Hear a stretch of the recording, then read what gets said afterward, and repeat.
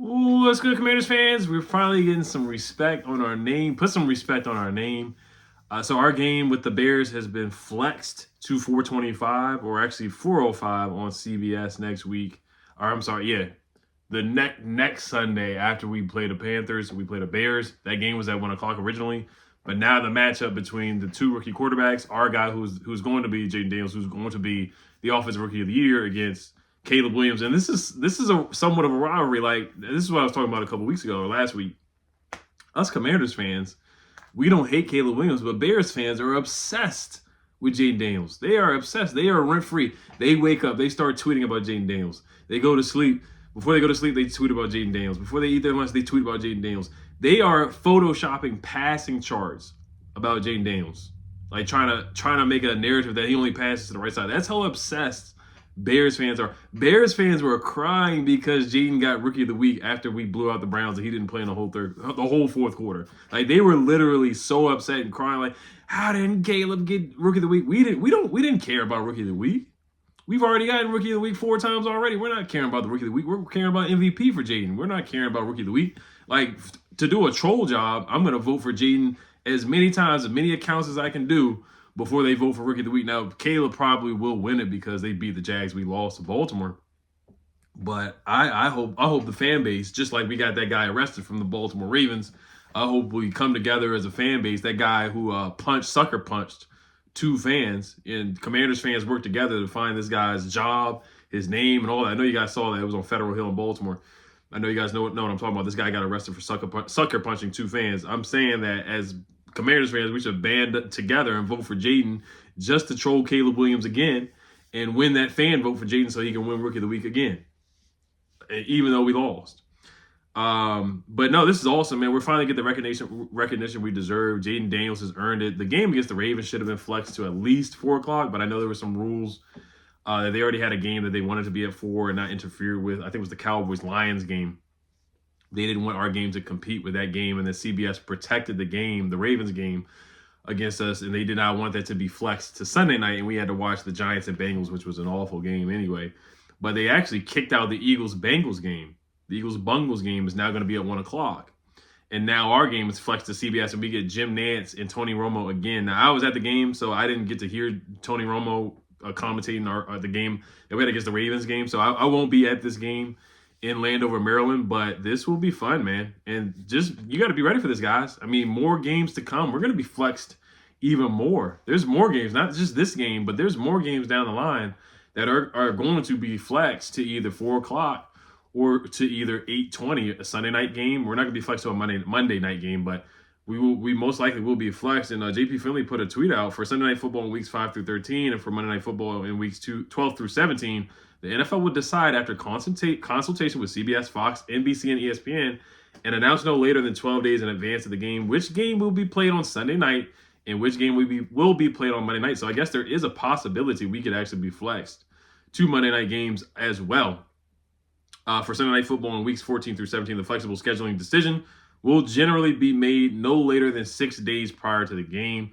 For Thursday Night Football in weeks 13 through 17, the flexible scheduling decision will be made no later than 28 days prior to the game. So we're going to have more games that are going to be flexed. I mean, if you want to look at the schedule, we could do that another time, but just look at some of the games. I think that a lot of our games, I think the last game of the season that we have against the Cowboys, that's a game that could easily be flexed. We have a game against the Cowboys November 24th. I could see them flexing that to at least 4 o'clock or to 8 o'clock.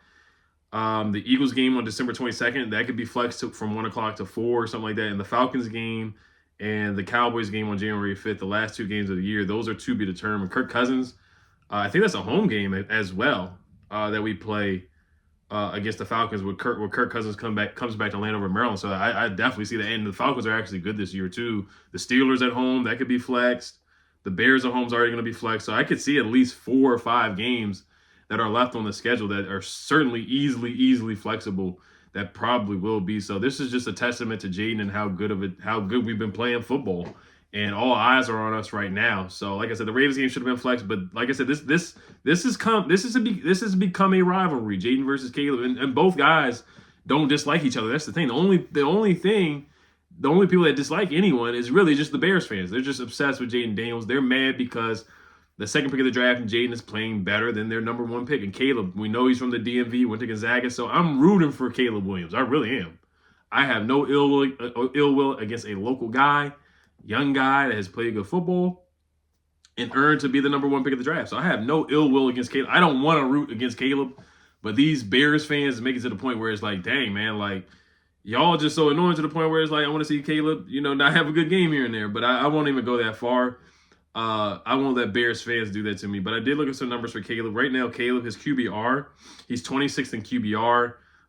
He also is 7th in interceptions right now with he's thrown 5 interceptions so far, and Jaden's only thrown 2 so far this season. Caleb's thrown 5. Our guy, Jaden Daniels, in QBR, you don't always want to judge quarterbacks off of QBR, but Jaden is 3rd in quarterback rating right now, 73.7. And then the Bears have won they won a couple games in spite of Caleb Williams.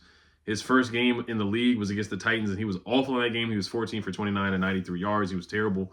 The Texans game, he was awful. They lost in that game. He threw 2 interceptions, no touchdowns.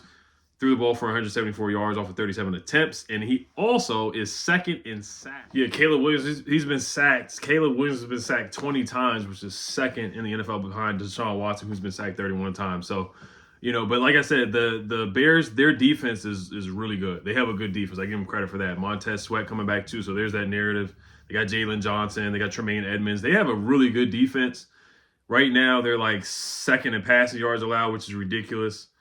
They stopped the run. They're ranked 10th in rush yards allowed. So it's going to be a good game. This is going to be a fun game to watch for sure. And it definitely should be at 4 o'clock. Yeah, they're 10th in rush yards allowed, and they're also 6th in passing yards allowed. So the Bears got a legit defense. They got a legit defense. And like Bears fans, they always complain and say, oh, we haven't played anybody. They haven't played a lot of good opponents either. They beat Jacksonville badly.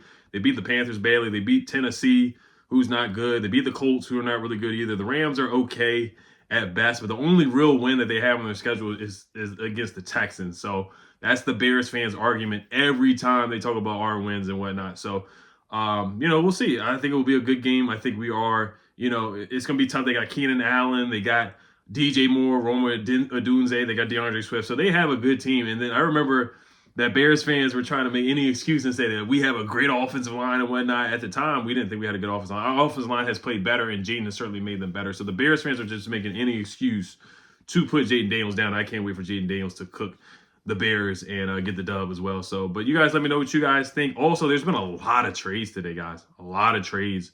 We'll see if Adam Peters gets in the mix. I mean, the Browns traded Amari Cooper to the Bills. And then, of course, Aaron Rodgers made the call after they lost last night and got his guy, Devante Adams. So, of course, he made that happen because we know he got Robert Saleh fired as well. And Aaron Rodgers, whatever he says, goes at this point for the Jets. But let's see if Adam Peters gets in the mix, man. The Browns, it looks like they might be fire selling at this point. You got guys like Greg Newsome, their cornerbacks, Greg Newsome, Denzel Ward, maybe Grant Delpit, Myles Garrett. We'll see. Even though we shut down Myles Garrett, I would love to take Myles Garrett. He's getting paid a lot of money. And then also Hassan Reddick. The Jets are open to trading him at this point as well. So let's see if Adam Peters does get aggressive here and makes a move before November 5th, which is the trade deadline. And also people are tweeting about because Devante Adams got traded for a 3rd round pick. Amari Cooper got traded, and they had to attach a pick to trade him to the Bills. And people are talking about how Jahan Dotson, we got a 3rd round pick for Jahan Dotson. So Adam Peters did a great job with that for sure. But yeah, you look at the trade for Devante, and it was like a 3rd round pick or something like that. I see a report here about DeAndre Hopkins. His market will immediately heat up after all the recent wide receiver moment today. Teams around the league expect him to be moved in the next couple of weeks. Tennessee is not expected to recoup a high pick in return for Hopkins due to his age. So yeah, DeAndre Hopkins, I'm not really looking for him. And also Mike Williams from the Jets. He is available at this point. Not really looking for him either, honestly. So the guys, Amari Cooper is a guy that I actually did have interest in. I wanted Adam Peters to think about, at least consider trading for Amari Cooper, but now he's on the Bills. Devante Adams didn't really want that. He's out. He's gone to the Jets. We all knew that was going to happen. But DeAndre Hopkins, not really interested in him because of the age. And then Mike Williams, I would consider it maybe for like a 6th round pick. But even him, I'm not really banging on the table for Mike Williams. So receiver-wise, not really looking for anybody. But cornerback-wise, those Browns corners And also J.C. Horn, if he ever becomes available. If we blow out the Panthers, I think they might fire sell after this week. So we'll see. So we just got to do our job and beat up on the Panthers, and then I think they may sell J.C. Horn. So we'll see what happens. But you guys let me know what you guys think. Like I said, the game 425 Bears versus Commanders, and should be a good rivalry for two really good young quarterbacks for the next coming years, man. Two franchise quarterbacks battling against each other. This could become a good rivalry. It really could be. All right, guys. Health Commanders as always. Peace.